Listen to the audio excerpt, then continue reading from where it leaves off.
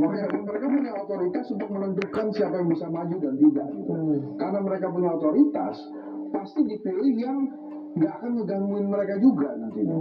Bayangkan kalau ada orang dikasih rekomendasi, kemudian di 2029 jadi lawan lagi, kan repot, panjang urusannya. Jadi lebih baik dipilih orang-orang yang masih dalam kontrol dan masih dalam, kalaupun nakal ya jenisnya kenakalan remaja lah. Jadi bukan nakal bakal jadi lawan gitu. Tapi tentang keberanian para calon-calon pemimpin di daerah ini juga patut juga diacungi jempol. Ada memang yang ya udahlah, karena tadi hitungan bisnis harapan kan dia nggak dapat sponsor, nggak dapat donor, udah jual-jual macam-macam, kelihatannya hitungannya kalah, udah nggak usah. Tapi ada juga yang nekat, gitu, mending maju aja dulu. Itu juga banyak, dan itu yang perlu diapresiasi, yang partainya tuh pas banget lah hitungannya 7,5%, dia 7,8. Akhirnya maju juga. Nah, itu kan sebetulnya harusnya diapresiasi oleh masyarakat tuh. Kalau kenapa dia berani maju? Karena pasti ada hitung-hitungan bahwa dia merasa masyarakat ada di belakangnya. Maka dia cuma ada 2 partai politik, 3 partai politik ya. Maupun jauh hitung-hitungannya, dia maju aja karena dia percaya. Nah masalahnya tidak banyak orang-orang yang punya kepercayaan diri seperti ini.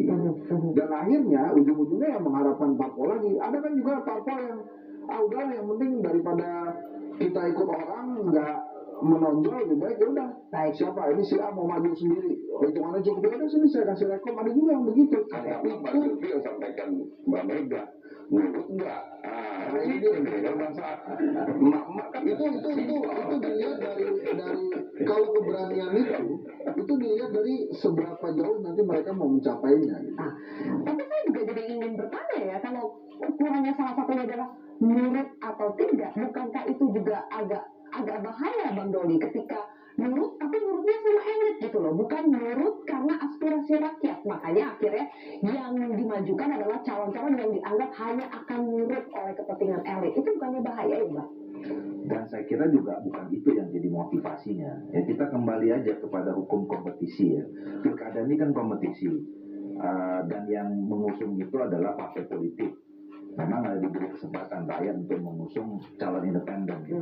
Nah kalau hukum kompetisi itu kan bagi kami misalnya, dan saya kira sama dengan partai politik yang lain, kita punya kepentingan untuk bagaimana setiap daerah itu kita punya calon, apalagi kalau berasal dari kader partai kita gitu. Nggak ada itu. Dan kita ini dalam konteks ini juga nggak mudah loh nyari bisa ada punya calon yang berasal dari kader, atau yang kemudian misalnya ada yang dari netral kita kaderkan gitu, itu juga nggak gampang. Nah terutama tadi misalnya ke depan selain soal ambang batas, itu soal kemungkinan peluang anggota DPR untuk maju tidak mundur, itu juga perlu dipertimbangkan. Karena kami punya kader-kader bagus, sudah punya pengalaman elektoral, dikenal orang, dia selama jadi ketua DPR itu juga dianggap cukup kapabel gitu. Nggak bisa maju gara-gara harus mundur dari anggota DPR. Dan kemudian belum jelas karena tadi misalnya biaya yang mahal gitu ya, daripada zong 2 kali, yang dari dapat lepas, yang mau diambil belum tentu dapat, ya udah aja gitu. Satu. Yang kedua, tentu juga semua yang berkompetisi ingin menang ya. Nah ingin menang itu ya tentu bagaimana, tadi kan selalu saya katakan, menang di pilkada ini ada 2. Pertama, at the end nanti itu yang menangkan hati rakyat. Bagaimana supaya calon kita ini didukung oleh rakyat, dipilih oleh rakyat. Yang kedua adalah dia bisa kita calonkan, gitu. Dia bisa kita calonkan, dia tentu harus ada gabungan partai politik. Ini yang kemudian dilakukan oleh partai-partai politik, meyakinkan, ini kami punya kader baik, mau nggak kalian untuk bisa mendukung bersama-sama gitu. Nah jadi pertanyaan saya adalah, apakah memang untuk di Jakarta case-nya adalah koalisi partai itu kecenderungannya adalah memilih calon yang dianggap bisa nurut dengan kepentingan mereka, dengan kemauan mereka yang ada di RK Susono, tapi beda lainnya dengan Anies Baswedan yang anggap tidak bisa nurut nih kalau misalnya dia yang dicalonkan. Apakah itu problem yang terjadi di Jakarta? Enggak, saya kira bukan soal nurut nggak nurut ya. Ini kalau bicara misalnya Jakarta ya, Koalisi Indonesia Maju, saya selalu juga bisa menjelaskan begini. Kami yang tergabung di Koalisi Indonesia Maju ini punya kesepakatan, punya kesepahaman bahwa cerita sukses di Pilpres kemarin ini hendaknya bisa kita rawat harmonis selama 5 tahun ya. Untuk apa? Untuk mensukseskan pemerintahan Pak Prabowo dan Gibran. Nah, cara mensukseskannya itu adalah bagaimana supaya semua ya visi misi pemerintah pusat itu juga sama bisa diterjemahkan di daerah. Nah, linear gitu antara linear. pemerintah daerah dan pemerintah Makanya kami pusat. juga punya kepentingan bahwa calon-calon yang kita usung di Kim ini adalah yang punya visinya sama. Bahasa lain dari Nurut, linear. No, bukan Nurut. Ya, Iya, bukan. kalau Nurut itu ya apa ya, terlalu simplifikasi. Itu kan gini bang, harusnya kalau dia udah jadi gubernur, sudah jadi bupati wali kota, kan dia harus linear dong. Kan kalau nggak mau linear, potong aja APBD-nya, nggak usah digelontorkan. Itu lebih bahaya lagi. Oh gitu ya? Iya, masa mau pusat pembangunan gitu. Nah, karena maksud saya, kalau mereka sudah jadi gubernur, harusnya kan udah pasti linear, nggak mungkin jadi Begini, maksudnya kan gini, kita juga kan tadi sama, nggak ada punya keinginan kemudian kita punya calon terus menghambat calon yang lain. Tapi kami kan sebagai sebuah partai politik yang punya visi politik ya, kemudian diterjemahkan dalam sebuah pemerintahan yang akan datang, ya bisa boleh dong, misalnya partai politik kami mengusung orang yang punya sama, yang kita nilai sama gitu. Dan saya kira berlaku semua partai politik yang ada. Pengertian Nurut yang disampaikan Mbak Mega itu tidak seperti apa adanya begitu. Itu kan karena disampaikan oleh seorang ibu, bahasa biasalah. Tapi substansinya penting disampaikan Mbak Mega. Begini, partai politik itu semakin cerdas. Maaf ya, kenapa semakin cerdas menyikapi calon-calon pasangan calon yang ingin mendapatkan tiket dari partai. Banyak sekali kepala daerah hanya memanfaatkan partai politik untuk mendapatkan tiketnya saja. Jadi seperti taulangan. Ya begitulah. Pokoknya saya dapat habis sih waktu memohon, meminta, janjinya luar biasa. Begitu dapat, ya sudah, selamat tinggal partai politik. Jadi katakan benar betul, jadi bukan dalam arti tadi ya. Kemudian yang kedua ya, loyalitas kesetiaan pasangan calon pada partai itu semakin rendah. Pertama, ketika dia ingin disampaikan pada partai A, dia akan jadi kader begini-begini. Ternyata pada partai B juga, pada partai C, jadi semua nih jualan. Itu terjadi. Tinggal jurang ini. Terus yang ketiga, lebih bahaya lagi. Sudah 5 tahun yang lalu masuk jadi kader partai A. Oke. Jadi, Baik. kemudian menang, pindah. Itu terjadi. Jadi maksud saya yang sampaikan ibu-ibu penting ya, bahwa partai politik sekarang semakin cerdas melihat pasangan calon, jangan asal memakan tiket, tidak ada loyalitas, kesetiaan, tidak bersinergi positif, tidak membangun kepentingan rakyat. Partai hanya dengan alat untuk mendapatkan tiket maju. Ketika menang sudah selamat tinggal, kepentingan dirinya sendiri. Kesetiaannya itu kesetiaan soal ideologi, soal visi, soal program yang itu dilakukan oleh partai politik gitu, bukan orang per orang. Pada bangsa dan negara, pada rakyat, pada Mungkin nggak partai politik DPR ya itu membuat atau mempermudah kehadiran calon independen dalam pilkada itu nantinya. Dijawab nanti ya, Bang Dodi dan juga teman-teman yang lain. Kita harus sudah terlebih dahulu bersama. Program saya akan kembali sesaat lagi.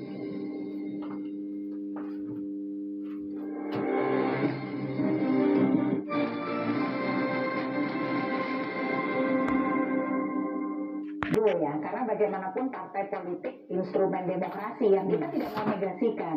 Oleh karena itu harus ada jembatan yang terhubung antara apa yang menjadi kebijakan partai dengan aspirasi masyarakat. Nah, kenapa kemudian itu ada intervensi atau pengaruh? Kalau intervensi mungkin kita gunakan pengaruh ya. Karena memang kan tidak bisa mencalonkan kepala daerah kalau tidak ada rekon dari DPP. Nah ini yang kemudian sering terjadi. Daerahnya mau apa, DPP-nya mau apa, itu nggak ketemu. Ini terus terang misalnya, wajar saja kalau publik bertanya, RK itu elektabilitasnya meroket di Jawa Barat, punyanya orang Jawa Barat, tiba-tiba dia pindah ke Jakarta. Nah itu kan menjadi sesuatu yang bagi orang awam menjadi sulit untuk ditangkap. Mengapa tidak mempromosikan kader terbaik di arena yang memang dia ada di situ? Nah itu catatannya. Termasuk juga misalnya begini, fenomena tadi soal loyalitas. Sebaliknya kita kan punya calon perseorangan nih independen. di dalam banyak calon independen yang menang, ujung-ujungnya juga dikooptasi partai. Jadi polanya juga sama begitu. Ke depan menurut saya harus diperbaiki adalah calon perseorangan ini jangan sampai jalurnya itu terlalu cepat dibandingkan pencalonan partai. Jadi ketika ada orang yang tidak mendapat porsi dari partai, tiket dari partai, dia bisa masuk lewat independen. Kalau sekarang independennya sudah berproses dari bulan Mei, sementara pencalonan dari partai politik baru di bulan Agustus. Itu bisa disederhanakan kok, karena calon independennya tertutup, calon-calon alternatif juga menjadi akhirnya tidak bisa muncul. Ini Bang, jalurnya itu harus dibarengin mestinya ya. Dan proses verifikasi baik administrasi faktual itu tidak terlalu sulit, itu yang pertama. Yang kedua, kalau kita ingin memberikan ruang pada kader yang lebih banyak begitu dan tidak ada kutu loncat tadi hanya mengandalkan popularitas, menurut saya ini kan syarat pencalonan itu makin mudah, 6,5 sampai 10% perolehan suara. Dilengkapi juga dengan tambahan pemilihan di internal. Jadi anggota dan kader itu tidak ditinggal. Ini kan apa yang ada di DPP di Undang-Undang Pilkada itu yang terjadi adalah sentralisasi. Kalau tidak ada rekom dari DPP tidak bisa mencalon. Bahkan kalau daerah menolak mencalonkan, DPP bisa mengambil alih. Jadi seolah-olah itu ada keterputusan juga. Makanya ke depan itu bagaimana mekanisme di internal, ada proses yang pencalonan itu karena dia lebih mudah dilakukan pemilihan atau kemudian proses di internal. Makanya tadi Bang, siapapun Anda tokoh, mau artis, mau ada apapun, terkenal apapun, tapi tetap berproses bersama anggota. Begitu. Jadi ketika mendapat tiket, itu bukan sekedar tiket elit ya. Nah, yang berikut terakhir, kita harus berpikir nih Bang Doli, nggak bisa tuh pilkada di tahun yang sama. Jadi kalau pemilunya itu dibagi dua, serentak nasional, DPR, DPD Presiden, lalu 2 tahun atau 2,5 tahun berikutnya DPRD bersama kepala daerah, anggota DPR kan sudah cukup menjabat nih 2,5 tahun untuk investasi lapangan sebagai modal maju pilkada. Nah itu kan juga mungkin tidak akan hilang dua-duanya, dan kita juga akan membuat mesin partai itu bekerja terus. Karena ada agenda nasional itu tadi itu. Jadi banyak PR sebetulnya, banyak yang bisa direvisi di Undang-Undang Pilkada, tapi ada satu lagi yang menarik untuk kita diskusikan. Mas Seno, saya harus tanya ke Anda, boleh dimunculkan rekan-rekan bagaimana sekarang muncul gugatan ke MK untuk memasukkan opsi kotak kosong di surat suara, meskipun di daerah tersebut sudah ada paslon lebih dari satu. Mas Seno, PDI Perjuangan melihat gugatan ini bagaimana? Apakah ini adalah bentuk perlawanan dari rakyat karena elit tidak memfasilitasi aspirasi masyarakat, lebih kepada agenda elit, atau PDI Perjuangan melihatnya seperti apa? Ya, pertama saya mau komentarin dulu ya, saya senang banget tadi Bang Risa ikut membela statement Bu Mega. Ini buat saya pemandangan baru dalam landscape politik kita ya. Yang baik sama Bu Mega. Jadi semakin baik kita ini. Salaman dulu, sekarang sudah kita bisa lihat ada koalisi nih. Sementara ini kan tapi secara substansial memang kan poinnya itu, partai politik ini memang selama ini kan disalah-salahkan terus, seakan-akan kita ini selalu sebagai bagian dari samsak itu enak sekali. Tetapi pada prinsipnya sebenarnya dalam demokrasi kan pilarnya memang partai politik, dan mekanisme kepartean itu memang mengizinkan kita untuk punya aturan main. Dan dalam konteks itu saat kita bicara nurut, maka nurut itu artinya ya nurut pada ideologi, nurut pada komitmen, nurut pada konstitusi, nurut pada nilai yang dijanjikan kepada rakyat. Jangan sampai antara how to win dan how to govern ternyata nggak nyambung. How to win-nya kayak meyakinkan, waktu memimpin ternyata beda semua. Nah, proses seleksi ini terjadi di mana? Tentunya partai punya sistem dong. Nah, dan dalam konteks itu tentunya masing-masing partai punya cara masing-masing. Apakah kami tidak mendengarkan suara rakyat? Semua kita triangulasi, kita tabulasi dengan baik. Faktanya tidak hanya di provinsi besar di Jawa ya. Di Sumatera Utara misalnya, Pak Edi Rahmayadi ini sebelum ada putusan MK yang punya golden ticket di sana hanya PDI Perjuangan, kita mengusung Pak Edi Rahmayadi. Di Kalimantan Timur waktu itu juga Pak Isran Nur kita usung. Artinya ini petahana-petahana yang hampir tidak bisa maju kalau tidak dengan tiket PDI Perjuangan. Tapi kita juga membuka ruang untuk komunikasi. Padahal memang tidak ada tanggung jawab bagi kami untuk mengusung beliau-beliau, termasuk di Jakarta. Tidak ada tanggung jawab untuk kami mengusung petahana kemarin sebenarnya. Nggak ada kami mem-PHP siapa-siapa karena memang bukan kader kami. Nah, dalam proses proses itu komunikasi terjadi suatu hal yang wajar. Tetapi apakah kesimpulannya seperti apa? Tentu masing-masing partai punya cara main. Di seluruh dunia partai ID sedang menurun. Dan kita ingin agar memperbaiki itu melalui pembagian partai yang baik melalui pilkada. Maka dari itu keputusan-keputusan ini kita berjalan. Nah, kita sadar Mbak Sylvia bahwa demokrasi kita memang belum sempurna. Masih ada proses sana sini kanan kiri yang memang tidak ideal. Baik. Apalagi MK kemarin juga sangat dekat dengan pendaftaran di KPU. Maka tentu saja perubahan-perubahan di hari terakhir menjelang penutupan pendaftaran ini bisa menyisakan kekecewaan bagi beberapa orang. Tapi saya kira tidak suatu hal yang keren juga ya untuk mengeneralisir bahwa aspirasi kekecewaan itu artinya mencerminkan seluruh masyarakat Indonesia. Beri kita ruang, pilkada kita masih berlangsung. Ya. Saya yakin kalau kita akan berjalan dengan baik besok daripada memilih kota kosong ini kalau menang bukan berarti ini kemudian akan otomatis semuanya akan langsung fairy tale story. Ya. Ini akan ada penunjukan PJ loh selama 1 tahun kurang-kurangnya lalu pemilu ulang. Baik. Apakah PJ ini bukan aktor yang juga akan berkorelasi dengan kepentingan elit? Baik. Saya rasa kalau itu bicara kemudian sebagai suatu sikap reaktif, maka harus dilihat bahwa ada konsekuensi itu. Oke, nanti kita akan bicara lebih jauh soal konsekuensi jika terjadi kota kosong yang menang, kemudian pilkadanya harus diulang, itu konsekuensinya akan seperti apa, karena tidak sesimpel pilkada diulang kemudian selesai, begitu Iya, ya. betul. Dan juga kita akan bicara soal tadi, ketika ada opsi kota kosong dimasukkan ke dalam semua surat suara, apakah itu memang harus dilakukan menurut para pakar di sini? Kita akan kembali usai jeda pemirsa.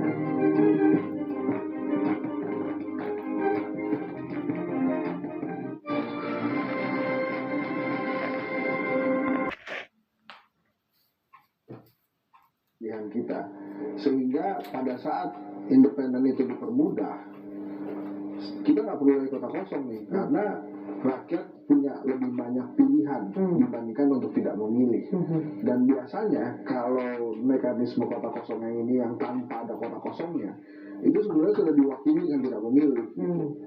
Nah kalau saya sih lebih senang bahwa si aturan independennya ini aja yang dipermudah.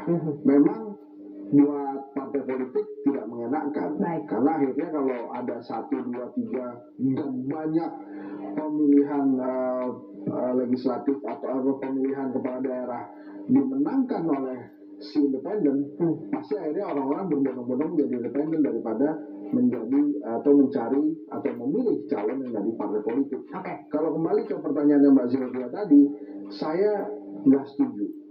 Dalam artian nggak perlu difasilitasi lagi sih sebenarnya si golput ini, karena tanpa ada gambar kota kosong ya mereka udah biasanya udah begitu. Baik, kalau Bang Riza singkat tadi katanya sempat setuju saja kalau misalnya muncul opsi kota kosong di surat suara. Enggak, poin saya adalah bahwa pilkada serentak 2020 menjadi pembelajaran. Pembelajaran pertama bagi pemerintah dan DPR adalah merevisi regulasi yang lebih baik. Ada batas bawah yang ideal dan batas atas ideal. Silakan nanti dirumuskan.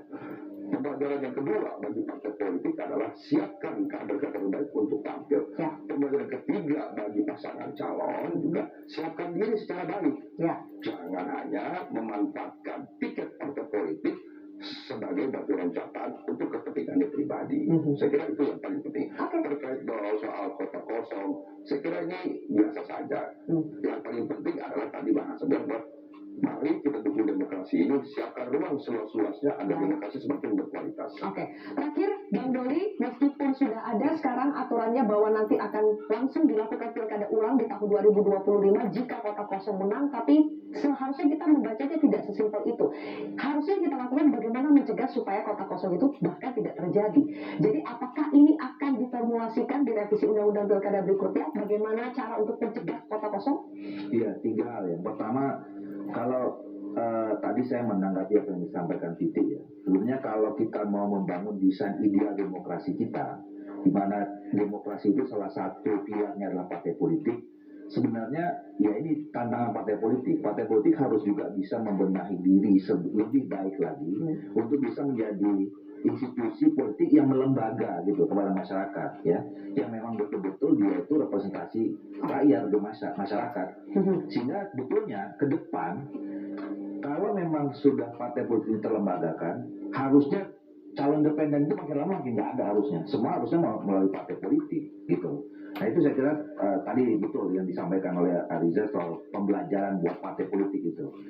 Nah yang kedua, saya nggak setuju dengan soal apa namanya Opsi kotak kosong di surat suara. surat suara yang memang calonnya sudah lebih dari 1, 2, 3 gitu. Ini kan proses ini harusnya calon yang prosesnya kan panjang ini, orang bisa mencalonkan bisa 2, 3, 4, 5 itu kan melibatkan juga rakyat gitu kan. Ini kan sama aja dengan melegalkan golput sebenarnya menurut saya. Ya, kita kan selama ini kan ingin mengajak masyarakat supaya tidak golput mereka. Nah ini dia datang menunjukkan kegolputannya. Menurut saya ini nggak bagus. Yang ketiga, Singkat Bang Doli. yang ketiga soal kalau misalnya kota kosong menang, kemarin kita sudah rapat, ya kita sudah putuskan bahwa kita tidak menginginkan ada daerah yang menang kota kosongnya ini terlalu lama tidak punya kepala daerah yang definitif. Jadi sesingkat mungkin kita harus segera melakukan pemilu ulang, pilkada ulang istilah di undang-undang itu. Tapi kalau nanti pilkada ulang itu kan ulang ya, kita buat aja pilkada lagi lah kira-kira. Ya. Yang di semua prosesnya dari awal. Dari ada 2 tahapan besar, tahapan persiapan dan tahap pelaksanaan itu harus dilalui semua. Dan kami minta KPU untuk segera melakukan simulasi tanggal 27 kami rapat lagi. Baik. Kita minta waktu itu kalau bisa paling lama 6 bulan. Sesingkat mungkin. Sesingkat mungkin mereka sedang simulasi dan betul tadi harus dipikirkan jangan kita dengan mudah loh memilih kota kosong itu karena konsekuensinya panjang. Satu misalnya nanti akan muncul TJ yang itu sangat bisa elitis. Yang kedua nanti mengganggu keserentakan. Nah itu dia. Ada banyak sekali konsekuensi negatif ya kalau sampai terjadi kota kosong bahkan pilkada ulang. Terima kasih Bapak-bapak, Mbak Titi sudah bergabung bersama kami di Kontroversi. Pemirsa, sulit menafikan tidak terjadi oligarki partai politik dalam penentuan calon di pilkada 2024. Tragedi calon tunggal semoga bisa jadi pelajaran untuk kita semua, untuk para parpol terutama melahirkan para pemimpin daerah yang mewakili aspirasi rakyat, bukan kepentingan kami. Saya Zulfi Iskandar pamit undur diri. Terima kasih telah menyaksikan Kontroversi.